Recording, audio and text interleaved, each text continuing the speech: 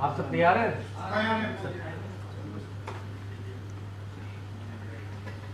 दिल्ली के अंदर प्रदूषण को नियंत्रित करने के लिए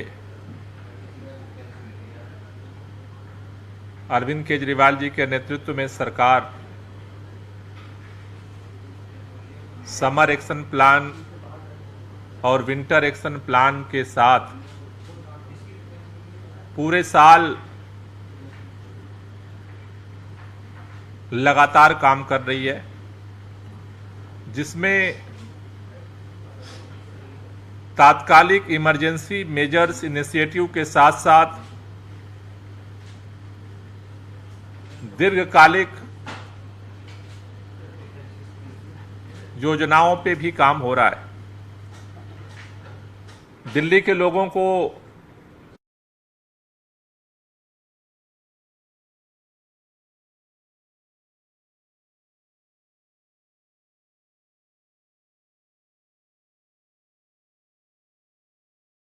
स्वरूप पिछले साल 2022 में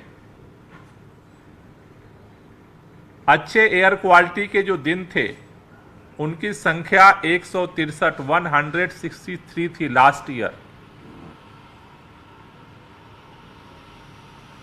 इस साल अभी तक हमने 200 अच्छे एयर क्वालिटी के दिनों के लक्ष्य को पूरा कर लिया है और हमें उम्मीद है कि दिसंबर तक इस संख्या में और बढ़ोतरी होगी। ये 2016 के 109 दिनों से 200 दिनों तक की अच्छे दिनों की यात्रा इस बात को दर्शाती है कि सरकार ने सक्रियता के साथ जिस तरह से छोटे छोटे इनिशिएटिव को समर एक्शन प्लान और विंटर एक्शन प्लान के माध्यम से जमीन पर जिस तरह से उतारने के लिए काम किया। दिल्ली के अंदर 28 डिपार्टमेंट्स हैं जो पोल्यूशन मेजर्स को इंप्लीमेंट करने के लिए काम करते हैं, उनके साथ कोऑर्डिनेट किया। दिल्ली के अंदर पहली बार अरविंद केजरीवाल जी की सरकार ने वार रूम स्टैब्लिश किया। ग्रीन दिल्ली ऐप के माध्यम से सीधे लोगों को मॉनिटर बनाया। पहले हमारी सारी डिपेंडेंसी अधिकारियों के ऊपर थी, कर्मचारियों के ऊपर थी, वो जो रिपोर्ट देते थे हमें वही मानना पड़ता था। लेकिन ग्रीन वार रूम और ग्रीन दिल्ली ऐप ने इसमें गुणात्मक रूप से हमारे आंख कान को पूरे दिल्ली के अंदर फैलाया, उसको क्रॉस चेक करने का हमें मौका मिला।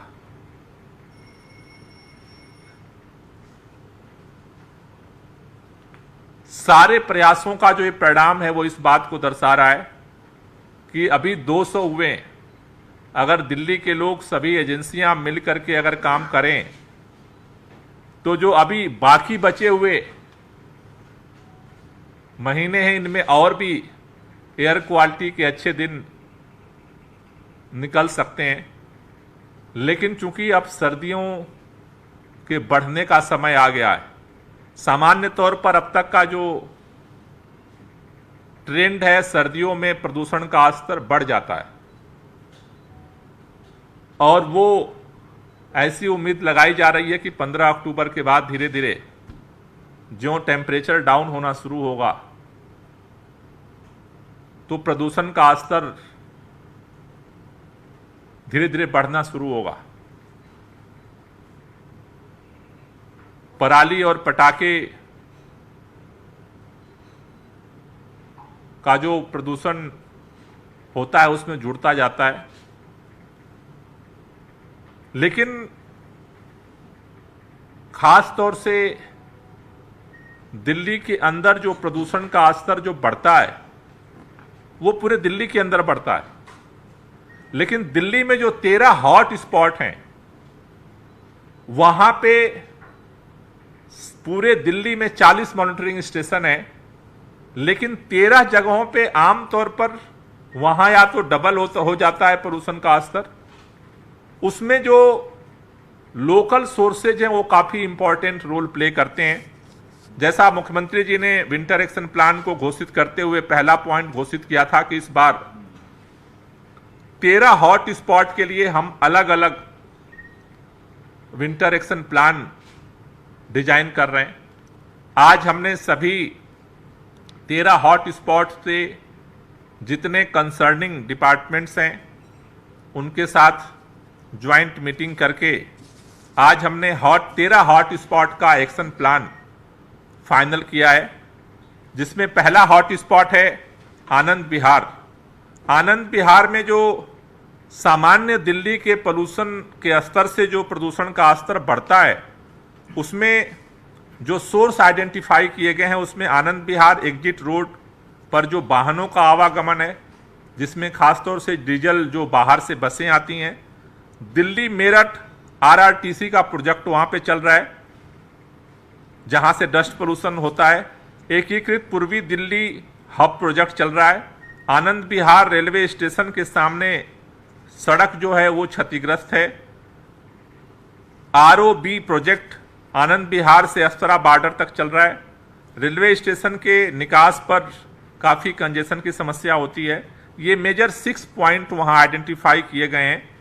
इसके समाधान के लिए वहां पर कोऑर्डिनेशन डिपार्टमेंटों की कोऑर्डिनेशन टीम बनाई गई है, जिसमें डीएसआईडीसी, एनसीआरटीसी, एनबीसीसी, पीडब्ल्यूडी, रेलवे और ट्रैफिक पुलिस, इनका एक कोऑर्डिनेशन टीम बनाई गई है जो वहां पर इस प्रदूषण को कंट्रोल करने के लिए काम करेगी।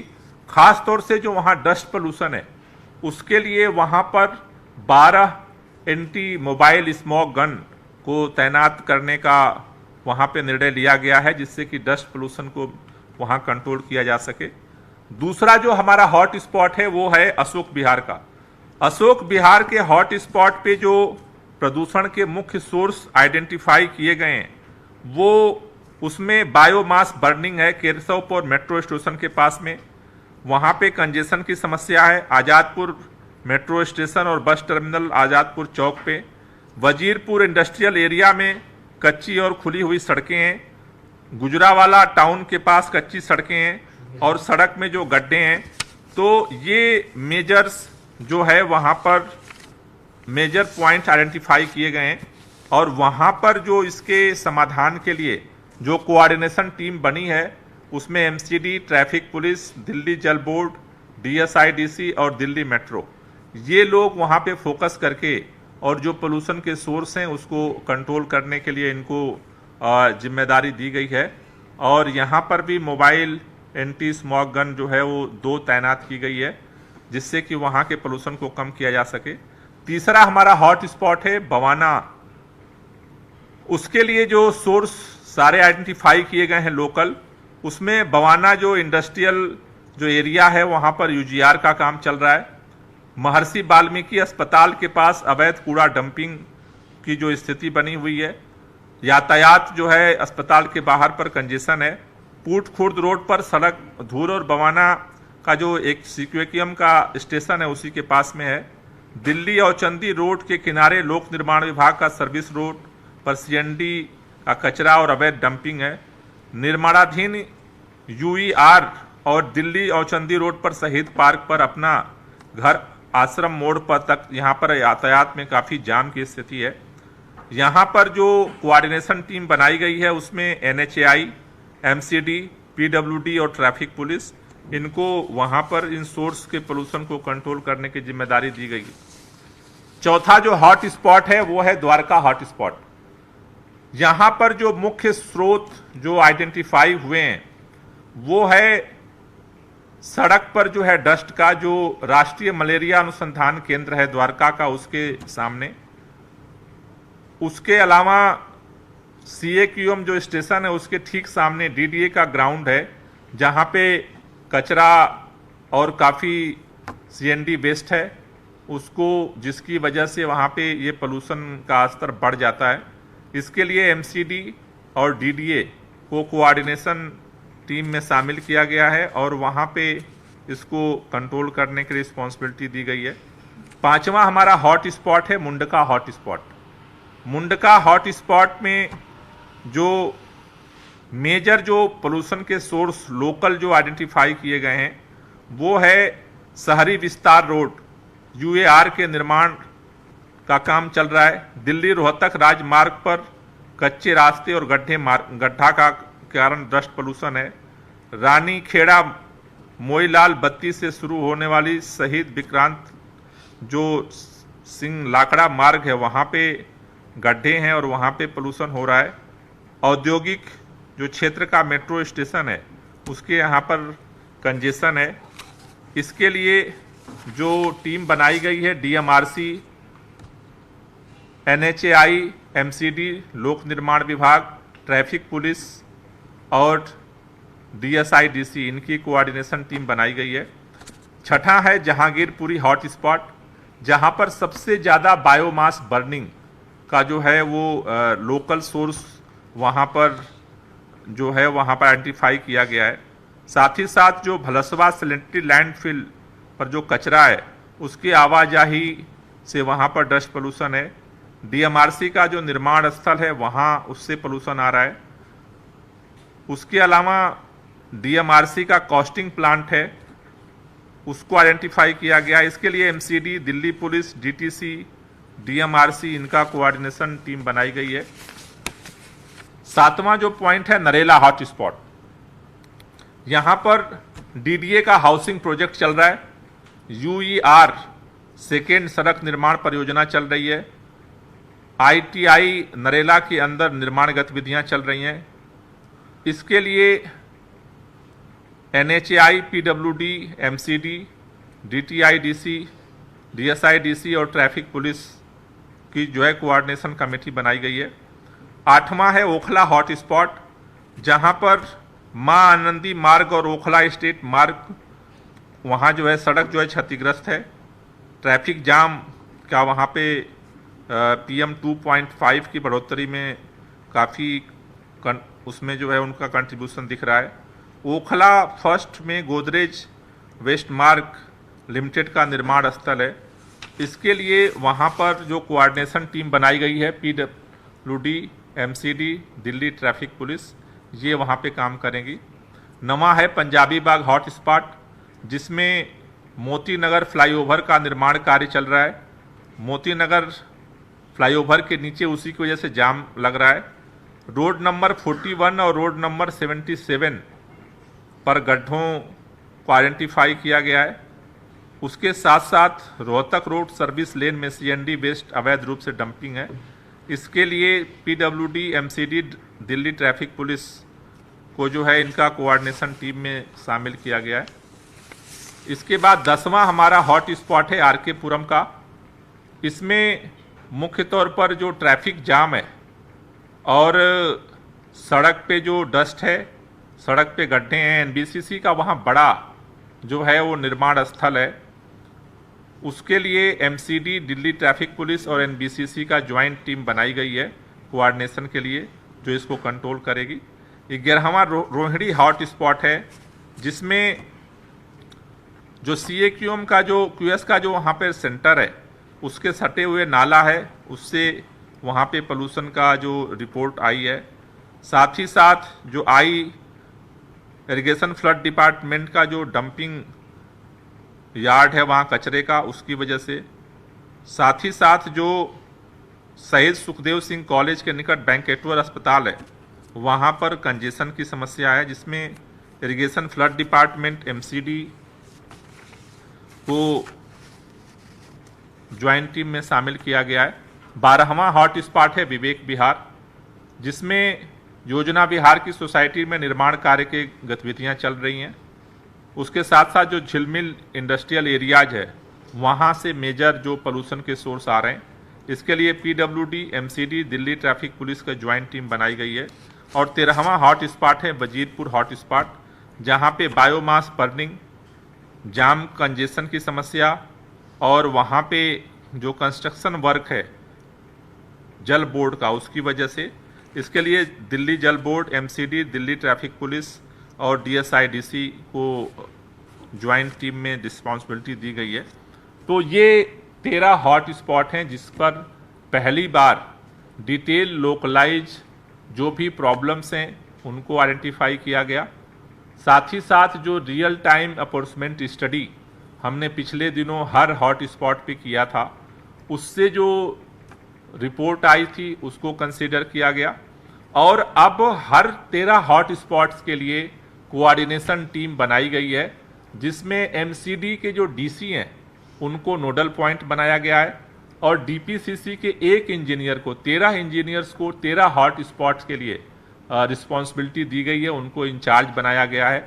तो ये टीमें मिल करके जो अलग अलग जो सोर्सेज हैं उस पर काम करेंगी और ख़ास तौर से 60 जो मैंने अलग अलग बताया 60 mobile anti smog gun in hot spots के लिए अलग अलग जो है वो डिप्लॉय किया गया है। जैसा मैंने बताया था, आनंद विहार में 12, अशोक विहार में 2, बवाना में 2, द्वारका में 4, मुंडका में 6, जहांगीरपुरी में 4, नरेला में 2, ओखला में 4, पंजाबी बाग में 6, आरकेपुरम में 4, रोहिणी में 4, विवेक विहार में 4 और वजीरपुर में 6। ये 60 मोबाइल एंटी स्मॉग गन वहाँ पे स्टेशंस किए जा रहे हैं, वहाँ डिप्लॉय किए जा रहे हैं, जिससे कि जो हॉट स्पॉट का जो पोल्यूशन है उसको पहले से ज़्यादा कंट्रोल किया जा सके। और मुझे उम्मीद है कि इस पूरे जो 13 हॉट स्पॉट का एक्शन प्लान बना है उसका जो है दिल्ली के प्रदूषण के स्तर में निश्चित रूप से एक सकारात्मक जो है वो प्रभाव दिखेगा। Thank you. कोई क्वेश्चन हो तो ले लीजिए। सर, अभी जो आपने ड्राइव चलाई थी 7 अक्टूबर से, कुछ क्या उसमें क्या आंकड़ा रहा, कोई जुर्माना, नोटिस क्या? नहीं, जो एंटी डस्ट कैंपेन जो चलाया जा रहा है वो तो पूरे 1 महीने तक चलेगा, जिसके लिए हमने टीमों का गठन किया है। पिछले 3 दिनों से मैं खुद भी जाकर के विजिट कर रहा हूँ, तो जहाँ जहाँ पे इस तरह के जो वायलेशन पाए जा रहे हैं उन सब लोगों को नोटिस दी जा रही है। 1 हफ्ते का पूरा कंपाइल करके फिर हम आपको जारी करेंगे। रवि, एलजी ने ट्वीट किया कि वो लगातार ज़मीन पे दौरे कर रहे हैं। उन्होंने अधिकारियों को भी निर्देश दिया है कि जो भी सब प्रदूषण को लेकर काम करने हो उसे तेज किया जाए प्रदूषण नियंत्रण के लिए। ये तो अच्छी बात है, सभी लोग सक्रिय होंगे तो और बेहतर तरीके से काम होगा।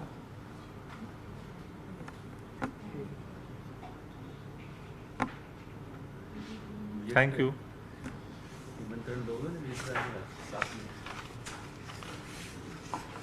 भाई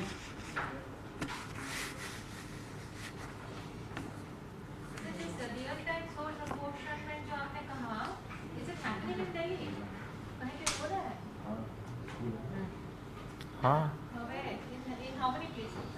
no, so one is the stations, दूसरा वो मोबाइल है, तो उनको हमने पिछले दिनों अलग अलग हॉट स्पॉट्स पे जाकर के उसको स्टेशन करते हैं और फिर या तो जो मोबाइल स्मॉग गन है वो मोबाइल जो हमारा जो ये रियल टाइम सोर्स अपॉर्चमेंट स्टडी का स्टेशन है वो सब जगह जाके हम खड़ा करते हैं।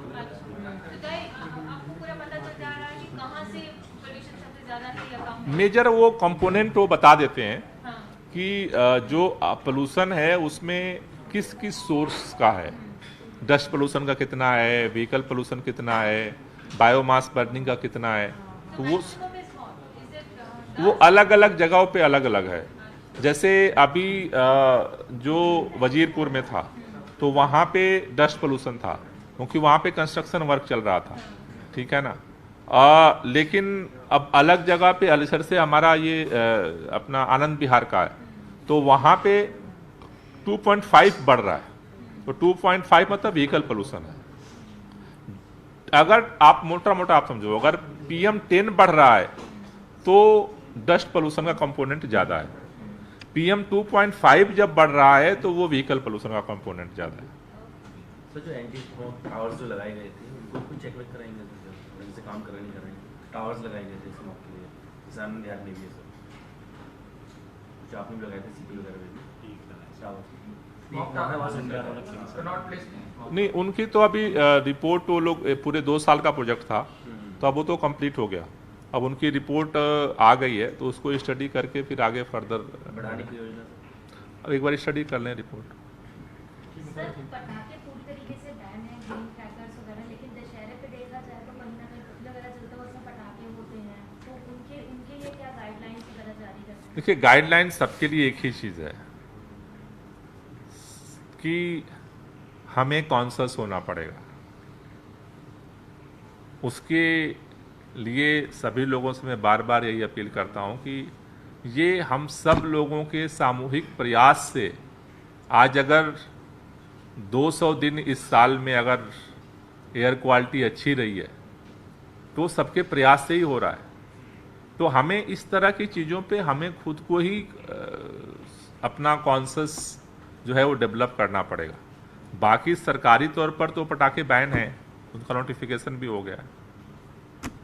सर अभी ग्रास का स्टेज 1 चल रहा है, इसमें एक मेजर है जिसमें जो कंस्ट्रक्शन साइट्स है 500 स्क्वायर मीटर के ऊपर, अगर वो गवर्नमेंट के वेब पोर्टल पे अभी रजिस्टर्ड नहीं है तो उनको हम बंद कर सकते हैं। तो ऐसी कोई साइट्स अभी बंद हुई हैं सर? नहीं, अभी ये जो एंटी डस्ट कैंपेन चल रहा है उसकी रिपोर्ट अभी एक हफ्ते बाद मेरे पास आएगी, तो उसमें हम आपको चेक करके बता सकते हैं।